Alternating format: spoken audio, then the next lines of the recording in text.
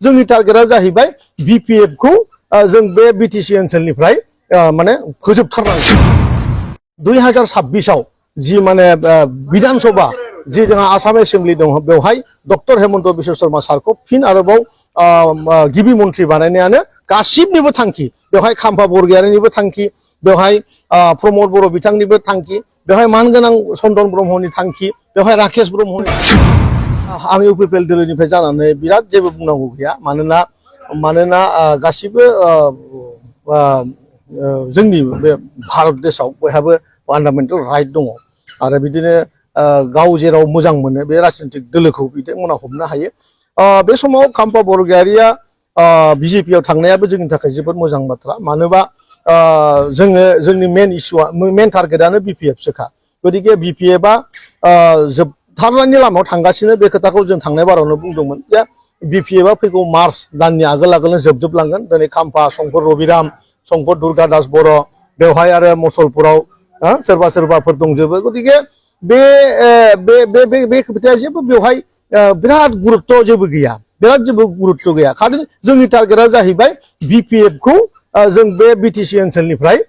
माने फोजोबथारनांगौ आरो बेखौ BJP-आबो मावलांगोन बेखौ UPPL-आबो मावलांगोन खिन्थु जोंनि जे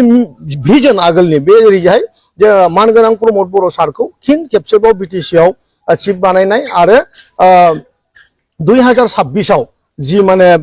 विधान सभा जि जोंहा आसाम एसेम्बलि दङ बेवहाय डक्टर हेमन्त बिश्व शर्मा सारखौ फिन आरोबाव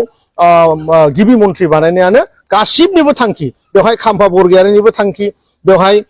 प्रमद बर' बिथांनिबो थांखि बेवहाय मानगोनां चन्दन ब्रह्मनि थांखि बेवहाय राकेश ब्रह्मनि थांखि बेवहाय जोंहा रन्जित बसुमतारिनि थांखि जों गासिबो बे एखे ट्रेनजोंनो खामानि मावगासिनो दङ बबावहाय ना बहाबाहायबा BJP-आव थांबाबो खाम्फा बरगयारि बायदि दैदेनगिरिखौ जोंनो नांगौ बेनिखायनो बिथांखौ आङो BJP-आव थांदोंबाबो आं UPPL दोलोनिफ्रायनो उइश खालामदों बिथाङा जेन फिन फैफिननानै काउन्सिल इलेक्सनाव जुदि बिथाङा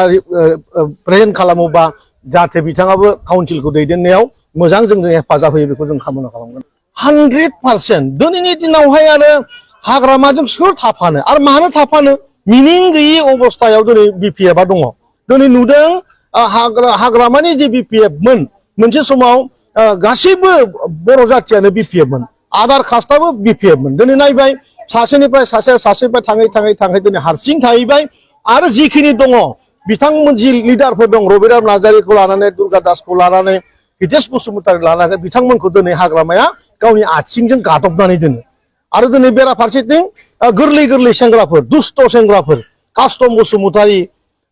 आरो बिक्रम दैमारि थिखादार बे सासे थिखादार गावनि उदैनि सिन्था खालामग्रा बे सासे मानसि न' बिल्डिं लुनायनि सिन्था खालामग्रा मानसि बेबायदि मानसिया दिनै लामा बहा बेरायनानै सोरनि जेबो गुदि गैया बिजौ गैया गावनि बिल मोनिखौ रागा जोंनानै बे रायजोजों माने गाज्रि मेसेज होबथिंगासिनो दङ आरो बेराफारसेथिंजाय कास्टम बसुमतारिया मोनसे सिंस्रि बायदि जि माने पार्टी दुलाराय बर' फरायसा आफाद बेबायदि गोथार आफादजों बे थाफानो हायि सासे सुबुं दा बेबायदि मानसिफोरखौ जेब्ला आगोलाव दोननानै BPF-खौ सालायगोन बै समावहाय गोदोनिफ्रायनो संग्राम खालामबोनाय BPF-खौ बानायबोनाय जायफोर आदामोन दंमोन आइमोन दंमोन आब'मोन दंमोन बिसोर दिनै जोबोद लाजिंसिं अबस्थायाव दङ बेनिखायनो गासिबो फैगौ मार्च दाननि आगोल UPPL नङाबा BJP-आव गासिबो BPF दैदेनगिरिफ्रा जइन जाजोबथारगोन बे एकदम खाथां आरोखि